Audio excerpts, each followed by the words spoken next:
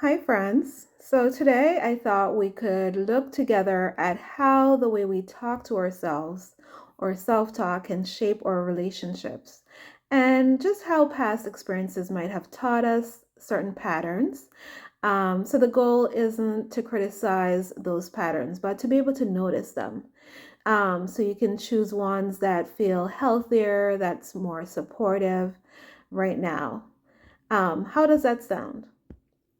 So let's start by thinking about your relationships with friends, with your family, or even new people you might meet. So when you feel unsure about someone, maybe when you wonder if they like you, or even after a disagreement, think about some kind of thoughts that tend to come up in your mind. Um, so you might think about thoughts like maybe they don't like me as much as I thought, or it must be something that I did. So you internalize things, you catastrophize. These thoughts make so much sense, especially given how you learn to watch out for danger or criticism growing up. So let's gently ask, when you have those thoughts, how do they make you feel? And what do they lead you to do next in the relationship? So, things that I might hear are maybe they don't like me. That creates anxiety, which sometimes leads to you pulling away or maybe even overcompensating to try to fix it. That is completely human, especially if you've dealt with trauma in the past. It's also a pattern that can keep you from feeling secure, or maybe causes you to feel closed in the relationship.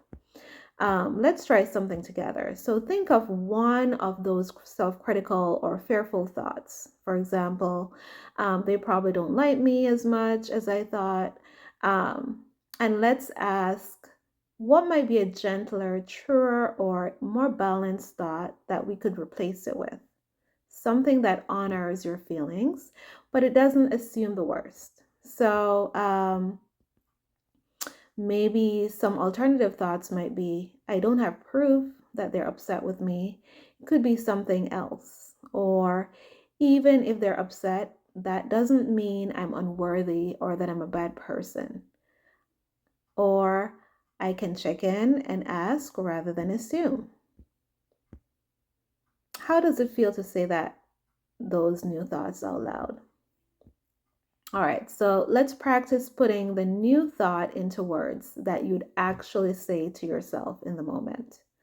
For example, it might be, it feels scary not to know what they're thinking, but I know I'm a kind friend and I can ask instead of assuming. Why don't you try that out loud? Now, let's also think about behaviors. What would a healthier response look like when you notice the worry coming up?